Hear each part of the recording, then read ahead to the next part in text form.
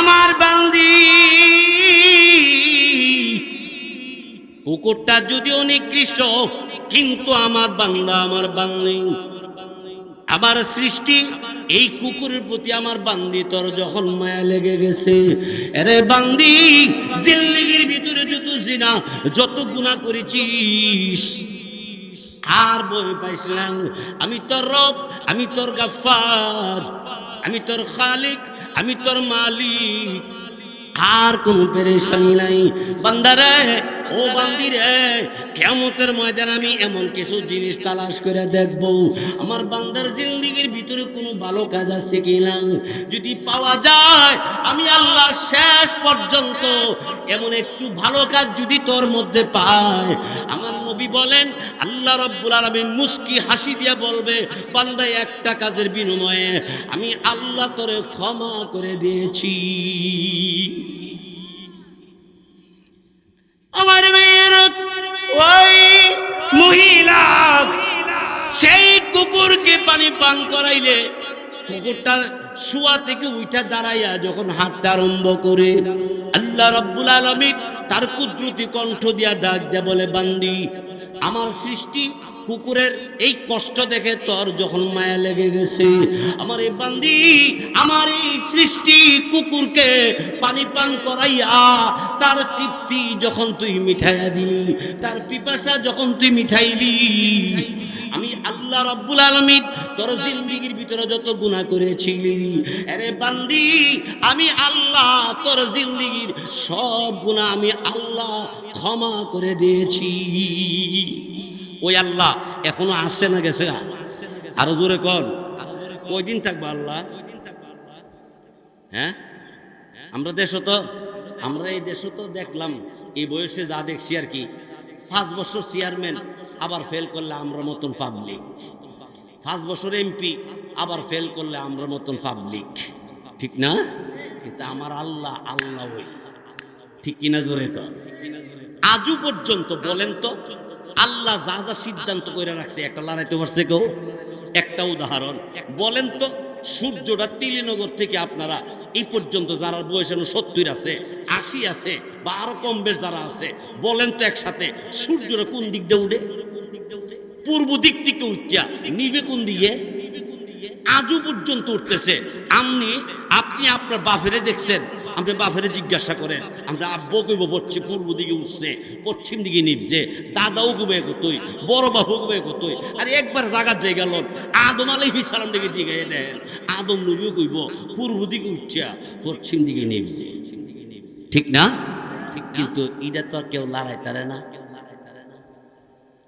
আরো জোরে কর না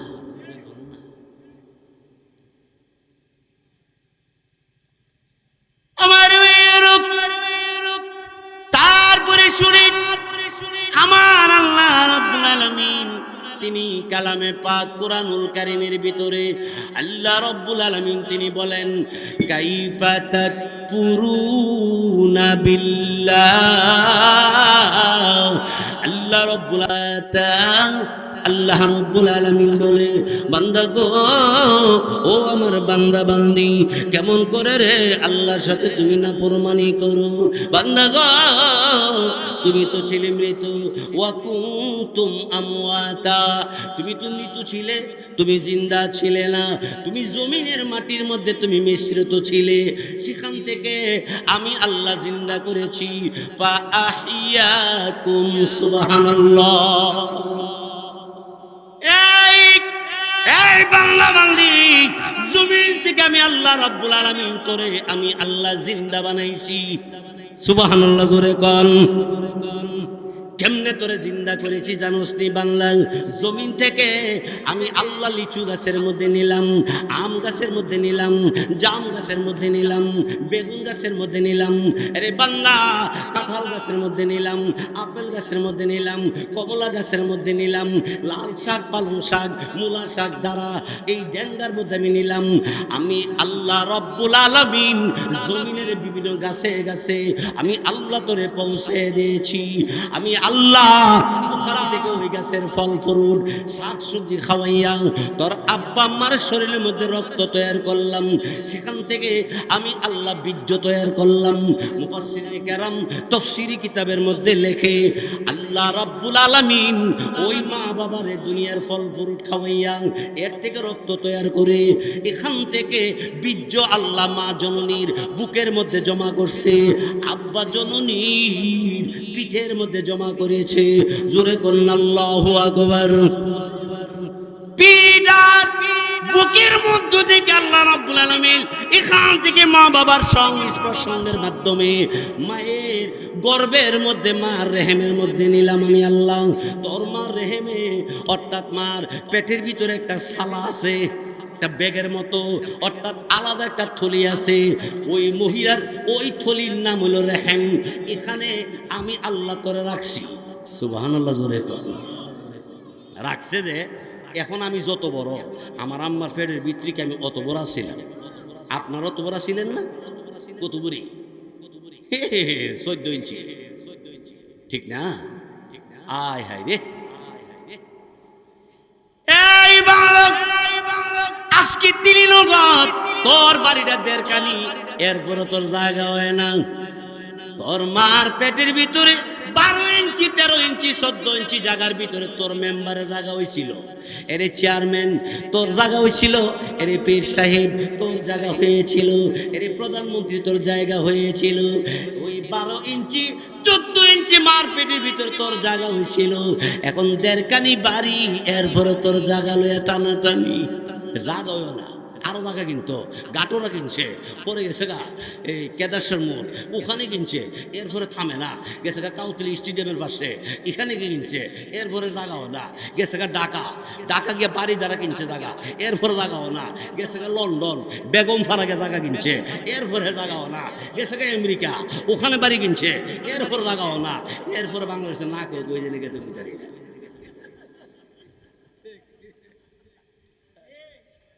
জাগা হয় না, ওই জাগা সব ওয়াজ করে দিয়ে গেলে তো এই যুবকরা আবার সামনে বছর দাওয়াত দিত না তো। দিব ও আল্লাহ, কইতে দিব দাওয়াত। এটাও ভাগ্যক্রমে আপনারা পাইয়া গেছেন। আল্লামা কামালউদ্দিন কাসিমের শ্বশুরবাড়ি এইটা, এই হুজুরের সুবাড়ি, সে জায়গায় দাওয়াতটা দেওয়া হয়েছে। আর আমি ভাবছি আয়া দেখছি বুঝছি মানুষ নাই, কখন চাই দিই মানুষের অভাব নাই। আলহামদুলিল্লাহ কর, অসুবিধা হইতেছে আমার বালা যাইতাম গাখালি। আচ্ছা একটা প্রশ্ন করি, বুঝছে শুনে উত্তরটা দিয়ে। মার পেটের বাইরেও আপেল কামড়া খাইছিলেন না? গরুর গোশত খাইছিলেন?